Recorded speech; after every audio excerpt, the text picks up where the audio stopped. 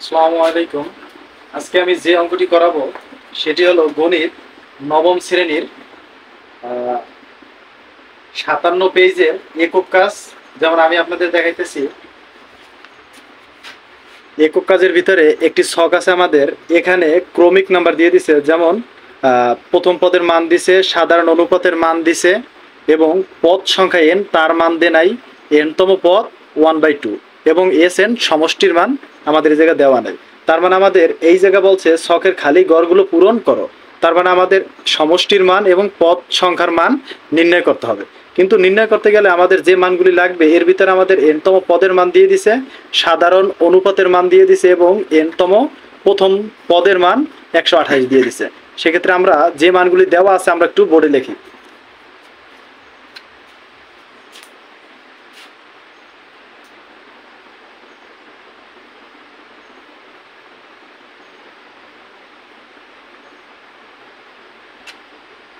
দেওয়া আছে প্রথম পদের মান দেওয়া আছে কত কত দেওয়া আছে প্রথম পদের মান এর সমান 128। আর দেওয়া আছে কি সাধারণ অনুপাতের মান 1/2। সাধারণ অনুপাতের মান দেওয়া আছে কত 1/2। আর কিছু দেওয়া আছে আমাদের? আর দিয়ে দিছে আমাদের n তম পদ। n তম পদ সমান কত দিয়ে দিছে আমাদের? হাফ। নাকি একটা জিনিস এই যে খেয়াল করো, আমাদের যে একক কাজটি দিছে এই জায়গায় আমাদের মান নির্ণয় করতে বলছে কি হামিম? মান নির্ণয় করতে বলছে কি আমাদের? পদ সংখ্যা n এর আর সমষ্টি, মানে n তম পদ সংখ্যা চাইছে আর চাইছে কার মান? সমষ্টির মান, মানে Sn এর মান চাইছে। নাকি Sn এর মান চাইছে আর চাইছে কার মান? সমষ্টি, পদ সংখ্যার মান চাইছে, মানে n এর মান চাইছে। নাকি n তম পদ আর পদ সংখ্যা কিন্তু দুই জিনিস, ঠিক আছে? দেখো এই যে আমাদের কি দ্বারা, সমান্তর দ্বারা না গুণোত্তর দ্বারা? গুণোত্তর দ্বারা। আমরা কেমনে বুঝলাম এটা গুণোত্তর দ্বারা?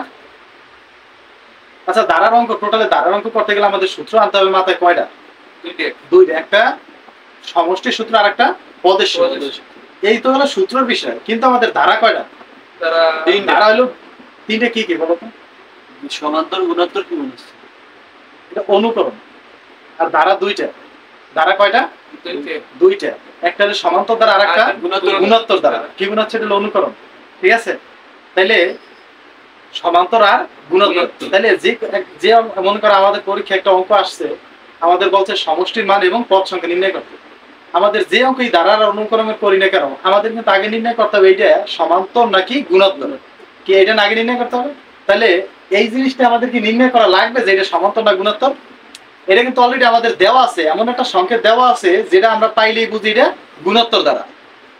দেখো এই জায়গা আর এর মান দেওয়া আছে নাকি ডির মান দেওয়া আছে? আর এর মান। আর আর এর মান সাধারণ অনুপাত। সাধারণ অনুপাত কি গুণোত্তর না সমান্তর? গুণোত্তর। রেশিও মানে এটা অনুপাত। অনুপাত হয় কিসে? ভাগে। আর ভাগ এটা জিনিস কি? গুণের বিপরীত ভাগ। নাকি? তাইলে এটা আমাদের কি? গুণোত্তর ধারা। তাইলে আমাদের এর আগে একটা ছক ছিল, এটা ছিল সমান্তর দ্বারা দিয়ে। নাকি এটা হচ্ছে গুণোত্তর দ্বারা। এখন আমাদের বলছে পদের মান, পদ সংখ্যা এবং সমষ্টির মান নির্ণয় করতে বলছে। সেক্ষেত্রে আমাদের অঙ্কটা করার চেষ্টা করি। দেখো আমাদের এই যে মানগুলি দেওয়া আছে, আমরা কিন্তু এর বাইরে যাইতে পারবো না। বাইরে যেতে পারবো না? পারবো না। আমাদের কিন্তু n তম পদের মান দিয়ে দিছে। কোন অঙ্কে যদি এর মান, পদ সংখ্যার মান যাই বাইর করতে বলুক না কেন, যদি সমষ্টির মান এবং n তম পদের মান দেওয়া থাকে, তাহলে আমাদের এই দুইটা দিয়ে আমরা সূত্র নিয়ে অঙ্ক করতে পারবো। আমাদের এই দুইটা ছাড়া কি আর কোনো সূত্র আছে? একটা আছে সমষ্টির আর একটা আছে কি n তম পদে। তাহলে তুমি দেখো এই জায়গায় যে কোনো একটা মান দিয়েই দেওয়া থাকবে আমাদের, হয় সমষ্টির মান দেওয়া থাকবে নাইলে n তম পদের মান দেওয়া থাকবে। তাহলে এই জায়গায় আমাদের সমষ্টির মান চাইছে, তাইলে কিন্তু আমাদের সমষ্টির মান এই জায়গায় দেওয়া নাই। তাহলে মান দেওয়া অবশ্যই লাগবে কি n তম পদের। আর n তম পদের মান না দিলে তুমি সূত্র নিতে পারবা? সূত্র না নিতে পারলে কি তুমি কোনো মান বের করতে পারবা? পারবা না। এই জন্য কিন্তু আমাদের অঙ্কে দেওয়া n তম পদের মান দিয়ে দিছে। অঙ্ক কিন্তু তুমি যদি সিস্টেম মতো আলবিতে পারো, যেমন একটা অঙ্ক পাইলেই কি করো আমরা? পাইলেই আমরা করার চিন্তা ভাবনা করি, এটা কেন করবো, এটি করবো। অথচ 2-3 লাইন কেন তোমার মুখস্থ অঙ্ক কি করো? অনেক সময় দেখা যায় একটা কঠিন অঙ্ক পাতলে আমরা কি করি? সবাই মুখস্থ করার চেষ্টা করি, তাই না? কিন্তু মুখস্থ না। তুমি মুখস্থ করে 2-3টা মনে রাখতে পারবা, 2-3 লাইন মনে রাখতে পারবা, সম্পূর্ণ প্রসেসটাকে মনে রাখতে পারবা? না। একটা অঙ্ক মনে করো তোমার অক্ষর চেঞ্জ করে দিছে, 10-এর জায়গা 20 দিয়ে দিছে, একটা বীজের সংখ্যা দিয়ে দিছে, তুমি আউলেই যাবে, কিছু করতে পারবে না। এই জন্য কি মুখস্থ নাকি বুঝে করতে হবে? বুঝে করতে হবে। তাহলে এই ধরনের শূন্যস্থান, যেমন আমাদের যদি পদ সংখ্যা চাই বা যে কোনো পদের মান, যে কোনো জিনিসের মান চাই, যদি সাধারণ অন্তরের মান, অনুপাতের মান এবং এর মান যদি চাই, সেই ক্ষেত্রে আমাদের হয় সমষ্টির মান দেওয়া থাকবে, নাইলে এনতম পদের মান দেওয়া থাকবে। তাহলে এই জায়গায় আমাদের কিন্তু এনতম পদের মানে শুধু দেওয়া আছে। তাহলে আমাদের অঙ্ক করতে কি সমস্যা হবে? হবে না। তাহলে এনতম পদ সমান আমি কি লিখছি? 1/2। তাহলে এনতম পদ সমান আমাদের কি কোনো সূত্র আছে? a r to the power n minus 1। আচ্ছা, a r to the power n minus 1 এই সূত্রটাই কেন দেব আমরা? a r to the power n minus 1 আমাদের কিন্তু আরেকটা সূত্র ছিল, a plus n minus 1 into b। তো এই দুইটা সূত্রের ভিতরে কোন সূত্রটা আমরা এই জায়গায় ব্যবহার করব? a r to the power n minus 1 উপরেরটা a r to the power n minus 1। আচ্ছা, এই সূত্রটা ব্যবহার করার কারণ কি? স্যার এটা গুণোত্তর আর এটা সমান্তর। গুড, এইটাই কারণ। তাহলে কি আমরা সমান্তর ব্যবহার করতে পারবো? না, পারবো না। অঙ্ক এইভাবেই তুমি ধরতে পারবা। আর পরীক্ষা দিতে গেলে তুমি তখন সমস্যা হবে না, আশেপাশে তোমার টাকা লাগবে না, আবিজেবি পকেট করে নেওয়া লাগবে না, নেওয়া লাগবে না। অঙ্ক এইরকমই অঙ্ক। আর অঙ্ক বোঝার চেষ্টা করো, মুখস্থ করে তুমি অঙ্ক মুখস্থ করতে কয়টা পারবা? 2-3 লাইন, এর থেকে বড় তো কিছু পারবা না। এই জন্য বোঝার চেষ্টা করো। তাহলে দেখো, এনতম পদের মান সমান দেওয়া আছে কত আমাদের? 1/2। তাহলে এনতম পদের সমান সূত্র আমরা একটা জানি কি? a r to the power n minus 1 a r to the power n minus 1 সমান সমান আমাদের কত? 1/2। তারপরে বা দেখো, এর মান কি আমাদের দেওয়া আছে? কত দেওয়া আছে? 128। এর সাথে কি আর কি গুণাকার আছে না? তাহলে r এর মান কত আমাদের? n minus 1 সমান সমান কত? 1/2 বা 128। আচ্ছা, r এর মান আছে। r এর মান আছে? তাহলে এর মানটা আমরা বসাই দিই। 128 গুণ r এর মান কত হইছে আমরা? 1/2। আচ্ছা, এর পাওয়ার কত আমাদের? n minus 1 নাকি? n minus 1। আচ্ছা, n minus 1 সমান সমান আমাদের মান কত? 1/2। আচ্ছা, এই জায়গায় আমাদের মান বের করতে বলছে কার? n এর মান বের করতে বলছে নাকি অন্য কিছুর মান বের করতে বলছে? n তো পদ সংখ্যা চাইছে না?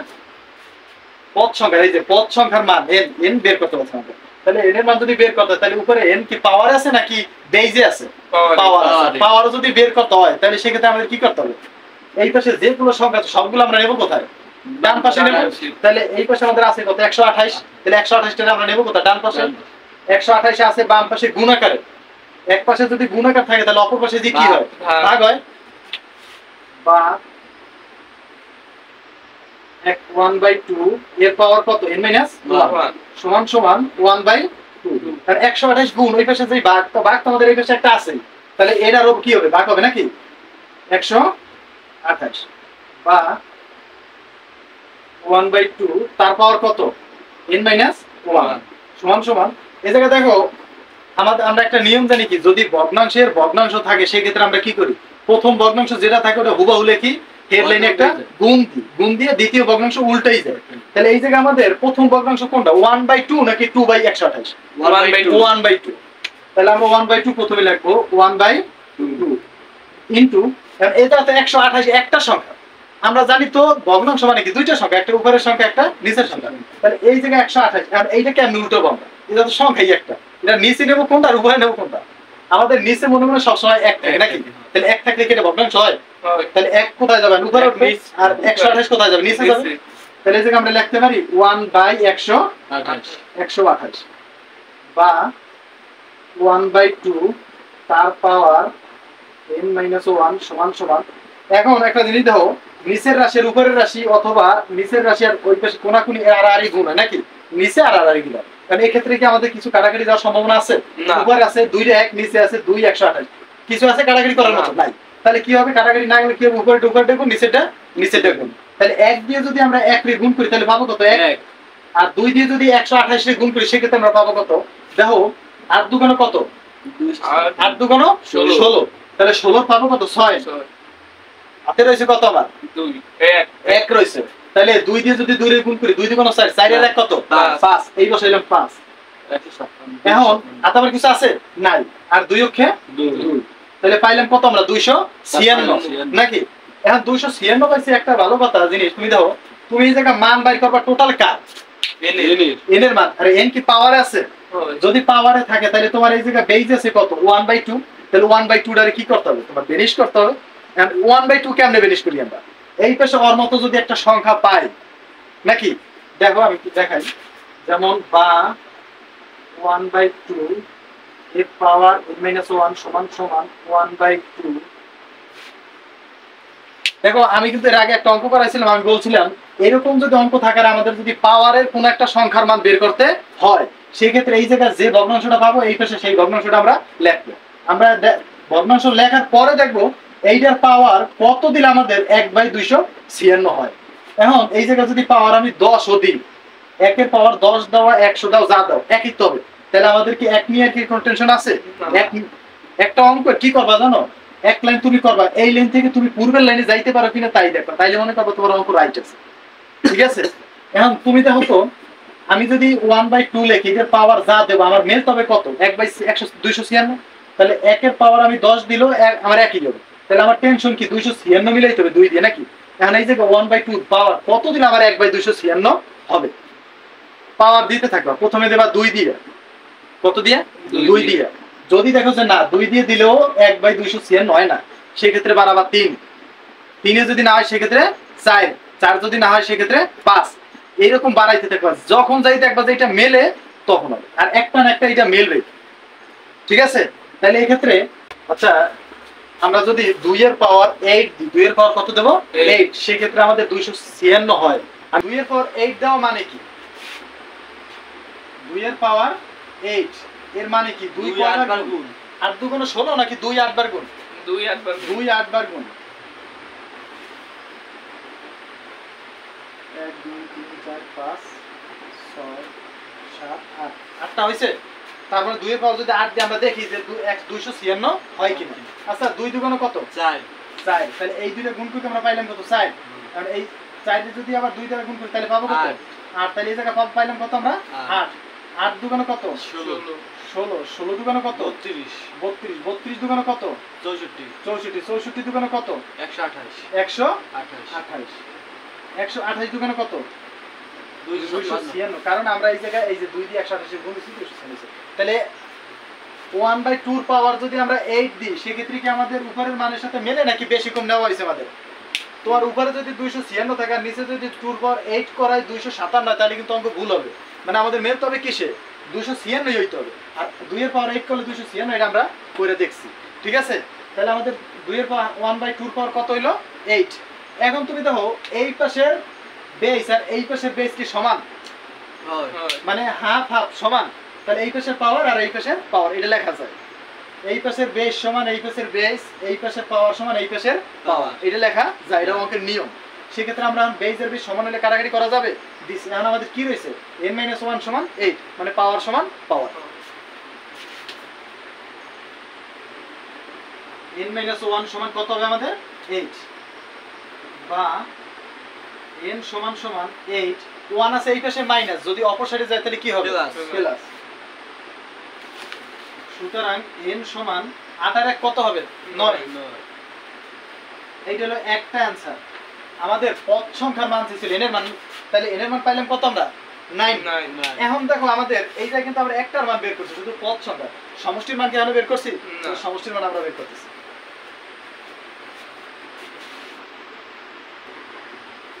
এখন দেখো এই জায়গায় আমাদের পদ সংখ্যার মান পাইলাম, সমষ্টির মান এখনো পাই নাই, তাহলে আমরা জানি Sn সমান নাকি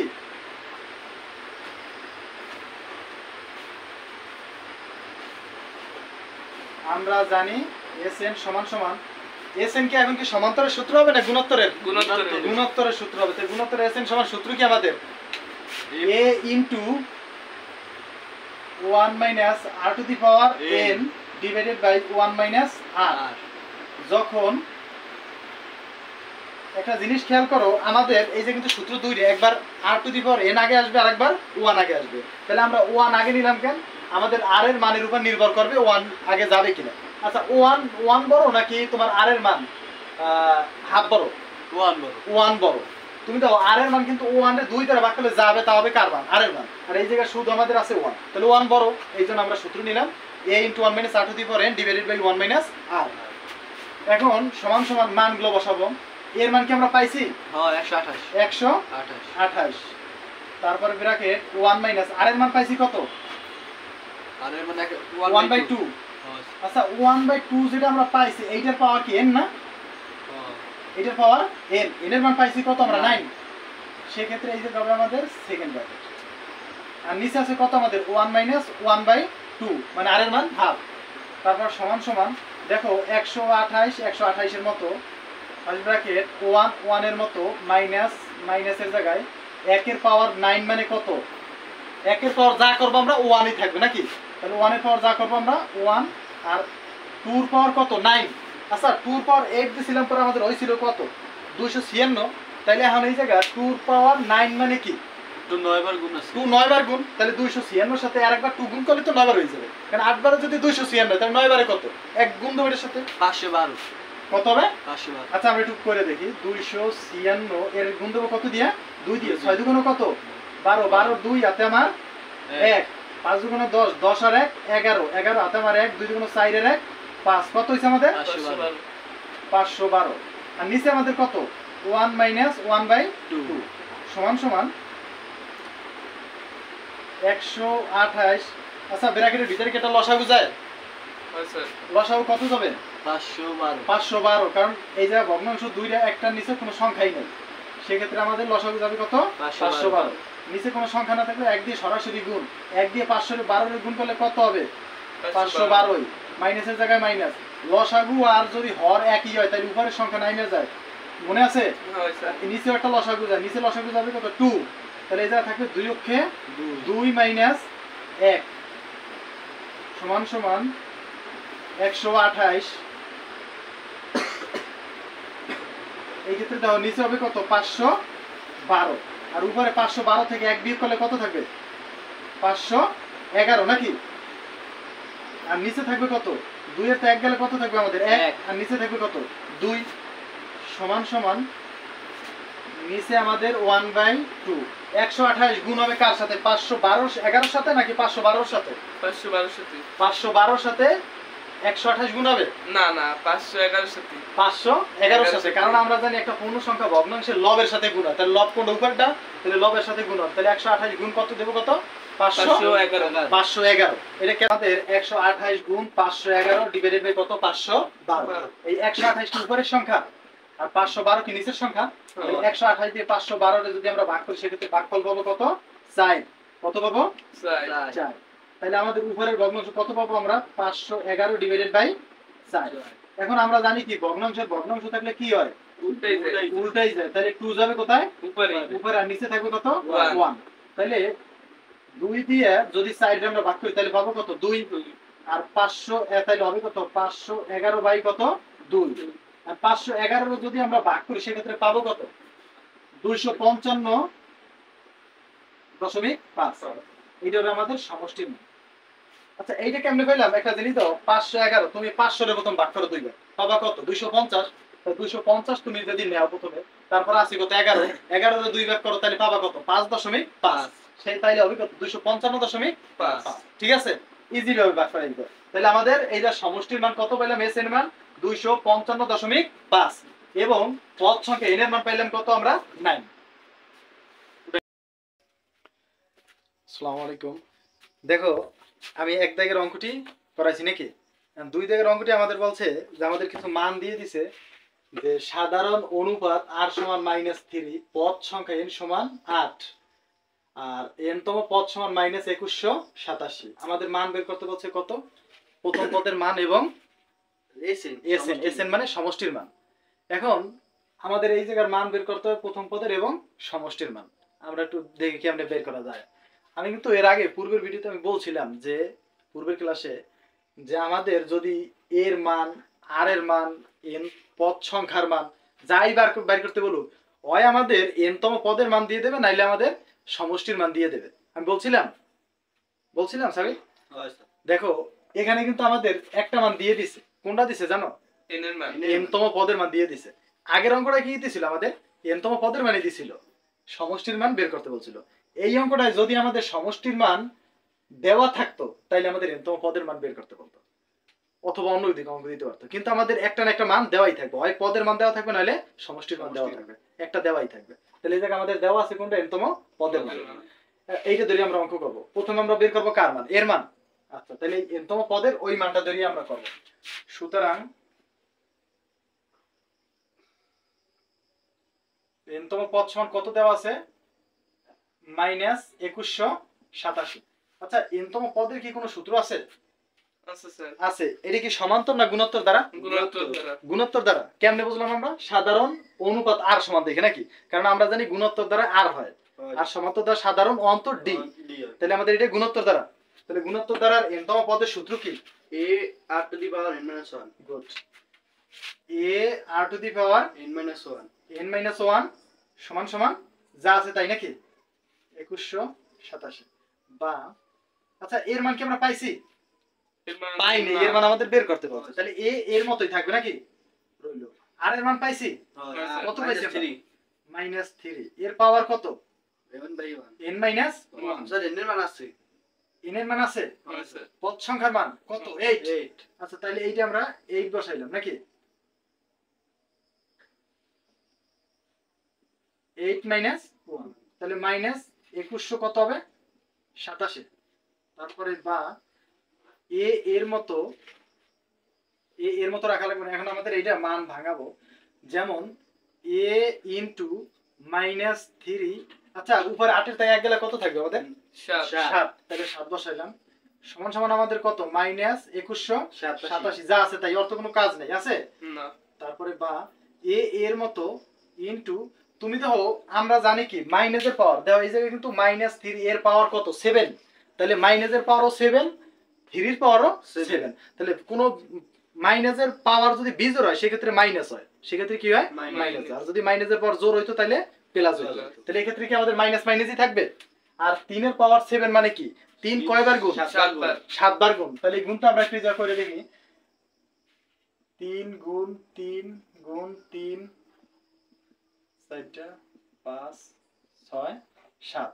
আচ্ছা, এটা গুণ করব নাকি, 1টা 2টা 3টা 4টা 5টা 6টা 7টা 7টা না।